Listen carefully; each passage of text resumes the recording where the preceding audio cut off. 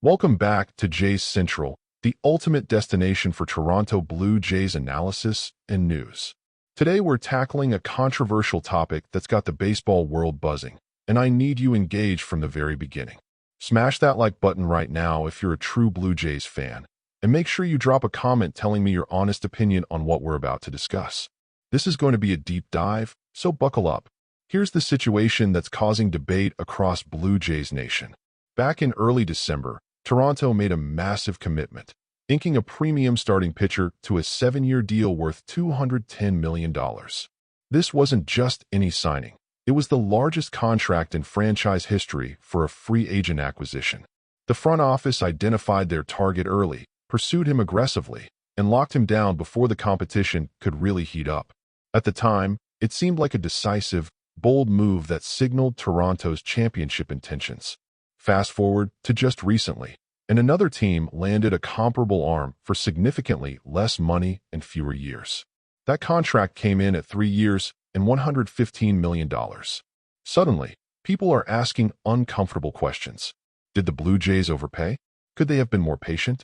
Should they have waited to see how the market developed instead of acting so quickly? These are legitimate questions that deserve thoughtful analysis, not knee-jerk reactions. Let me be clear about something right from the start. Evaluating contracts immediately after they're signed is often premature and short-sighted. We won't truly know the value of any deal until years down the road when we can assess performance, durability, and overall impact. But that doesn't mean we can't examine the circumstances and make informed observations about the decision-making process. That's exactly what we're going to do today. The pitcher Toronto signed brings a specific skill set and profile to their rotation. He's younger than some alternatives on the market, with several years of major league experience under his belt. His fastball velocity remains elite, and his strikeout rates are among the best in baseball. When he's locked in, he's capable of dominating opposing lineups and giving his team a legitimate chance to win every time he takes the mound. These qualities don't come cheap in today's market, and the Blue Jays clearly believed securing this arm was worth the premium price. Now let's talk about the comparison that's driving this entire conversation. The pitcher who just signed elsewhere is 32 years old, 2 years older than Toronto's acquisition. He brings his own impressive resume, including multiple seasons as a workhorse at the top of a championship-caliber rotation. His ability to eat innings and pitch deep into games is legendary, and his postseason experience is extensive. On paper, these are two different pitchers with different strengths, but both undeniably talented. Before we go further, I need to know what you think.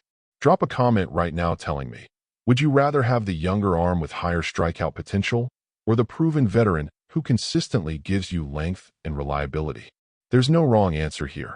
I genuinely want to hear different perspectives from the Jays Central community. The financial comparison is where things get interesting. Toronto committed 7 years at $30 million per season, while the other deal came in at 3 years and roughly $38 million annually.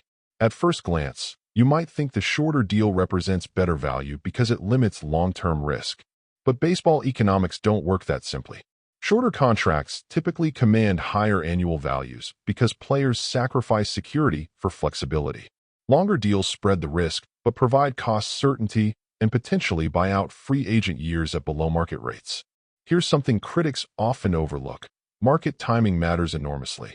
The Blue Jays acted decisively in early December when competition was fierce and multiple teams were circling their target. They didn't want to risk losing out, so they made a strong offer and closed the deal. That's aggressive, proactive team building. The other pitchers' market developed differently, taking weeks longer to materialize. Various factors contributed to that timeline, and we'll explore those shortly. The reality is that every significant contract carries risk. Injuries happen, performance declines, and unforeseen circumstances emerge. No front office has a crystal ball that guarantees future success. What matters is process. Did the decision-makers gather information, evaluate options, and make the best choice available given their organizational needs and competitive window? In Toronto's case, the answer appears to be yes. They identified a target who fit their roster construction, pursued him aggressively, and secured his services before the market could drive the price even higher. Think about Toronto's specific situation heading into this offseason. They needed to upgrade their rotation to compete with elite teams. They had financial flexibility and ownership support for significant spending. Their competitive window is open right now, making multi-year commitments sensible rather than risky. Given all those factors, acting quickly on a premier target makes strategic sense even if the price tag raises eyebrows. Let's dive deeper into the statistical comparison between these two pitchers, because numbers tell an important part of this story. Both arms have accumulated nearly identical major league service time, appearing in 188 games each over their careers. That sample size is substantial enough to draw meaningful conclusions about their abilities and consistency. When you're investing nine figures, you want to see a proven track record, and both pitchers absolutely have that. Career value metrics show these pitchers in remarkably similar territory. One has generated slightly higher overall wins above replacement, while the other isn't far behind. We're talking about a difference of roughly 2 wins over 8 full seasons, essentially negligible when evaluating long-term impact. Both have proven they can be frontline starters capable of anchoring a championship rotation. That's the tier of talent we're discussing here. Innings pitched is another crucial factor that separates durability from fragility. The older of the two pitchers has logged more total innings, which makes sense given the age difference. But here's what matters. Both have demonstrated the ability to stay healthy and take the ball every 5th day.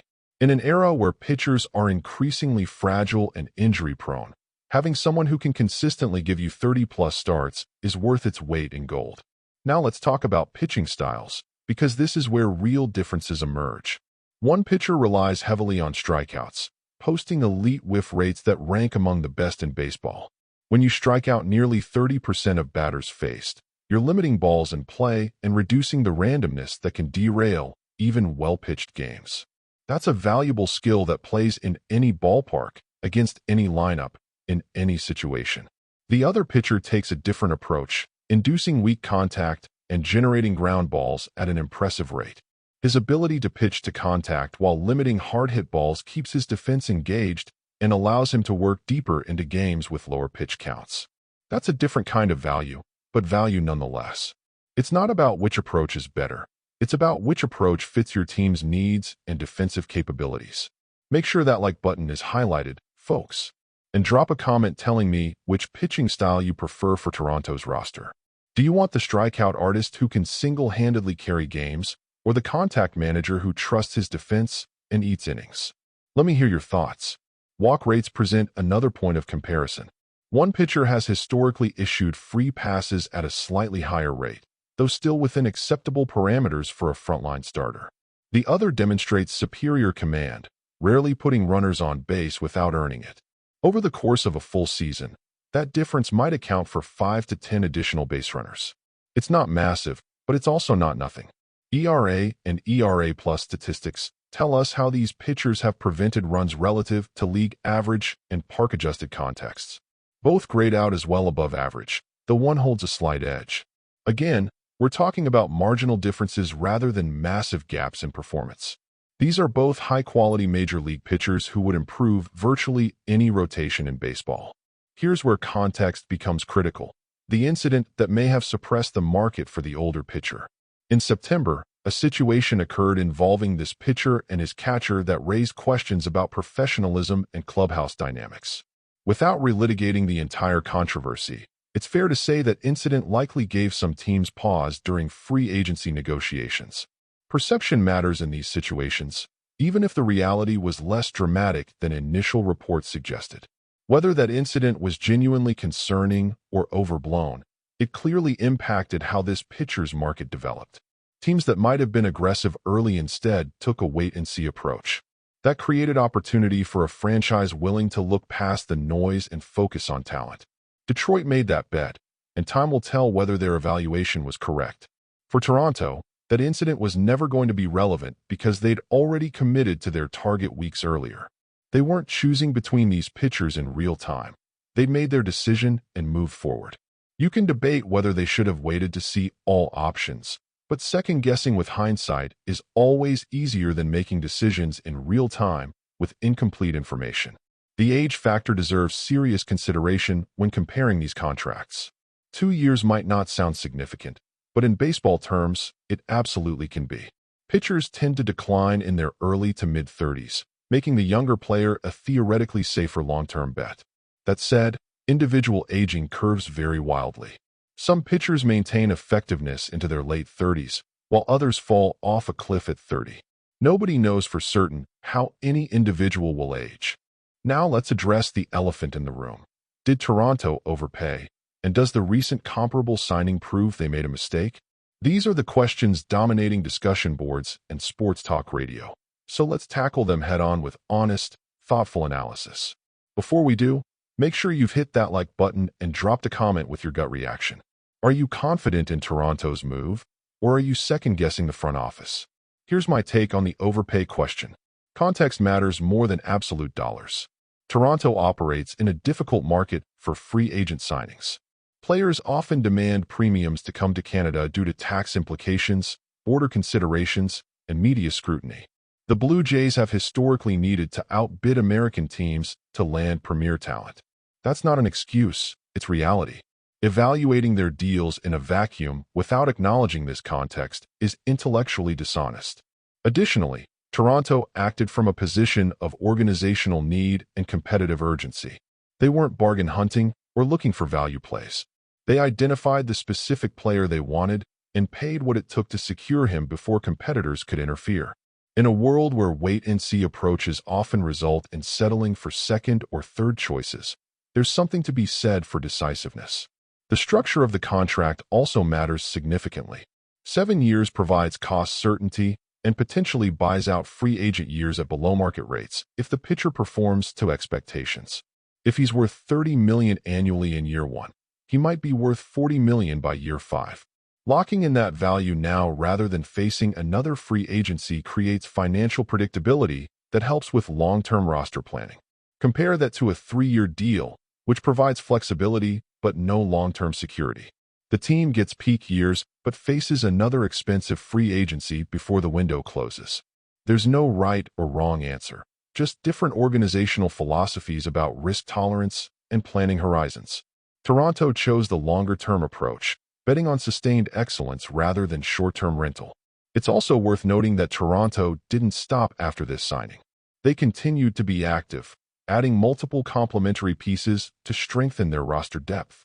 The financial commitment to their ace didn't hamstring their ability to improve elsewhere. That suggests they structured their budget appropriately and maintained flexibility despite the large expenditure. Smart organizations can make big splashes without sacrificing future optionality. Reports indicated Toronto had genuine interest in the pitcher who eventually signed elsewhere. They met with him early in the offseason and remained engaged throughout the process. But with their primary target already secured, pursuing another megadeal for a starting pitcher would have been redundant and financially irresponsible. They made their choice and allocated resources to other areas of need instead. Drop a comment right now and tell me, should Toronto have stayed in the mix for both pitchers, or was focusing on complementary additions the smarter play? I want to hear how you would have approached this situation if you were running the front office. Let's talk about performance expectations moving forward. If the pitcher Toronto signed delivers consistent ace-level performance over the life of his contract, nobody will care about the annual value or total commitment. Championships erase all criticism of spending decisions. Conversely, if injuries or declining effectiveness derail the contract, critics will have plenty of ammunition. That's the nature of big-money deals. They're judged entirely on results. The same applies to the comparable deal signed elsewhere. If that pitcher gives his new team 3 excellent seasons and helps them reach the postseason, it'll be lauded as brilliant value acquisition. But if age catches up quickly or old controversies resurface, that shorter deal won't seem like such a bargain. We simply don't know how either contract will age until time provides answers. Here's what we do know. Toronto experienced firsthand last season how crucial pitching depth is for championship runs. They saw elite teams roll out 5 quality starters and still had depth when injuries inevitably occurred. Building that kind of organizational strength requires investment, both financial and in terms of roster spots. The Blue Jays are clearly committed to constructing a rotation capable of matching up with anyone in October. The argument that Toronto should have pursued the shorter, cheaper option ignores several realities. First, That option wasn't available when they were making their decision. Second, team building isn't always about finding the best deal. Sometimes it's about getting the right player regardless of cost. Third, different players fit different roster constructions, and evaluations involve more than just comparing stat lines. This debate will continue throughout the season and beyond. Every start will be scrutinized. Every contract comparison will be made. Every injury or slump will trigger second-guessing. That's the price of playing in a major market with passionate fans and aggressive media coverage. Toronto's front office understood that when they signed the deal, and they clearly believed the upside justified the scrutiny. My final take: judge this contract on its own merits, not through comparison to deals signed under completely different circumstances. Evaluate whether the pitcher helps Toronto compete for championships over the next several years. Assess whether the front office made sound decisions based on information available at the time. Those are the standards that matter, not whether another team got a different player at a different price point. Before you go, 3 things. First, hit that like button if this deep dive gave you something to think about. It legitimately helps the channel grow. Second, subscribe if you want comprehensive Blue Jays coverage all season long. Third, and most important, drop a comment with your prediction. Will this contract age well for Toronto, or are we going to be having difficult conversations in 3 to 4 years? I read every comment, and I love engaging with this community. Thanks for watching Jays Central, and let's go Blue Jays.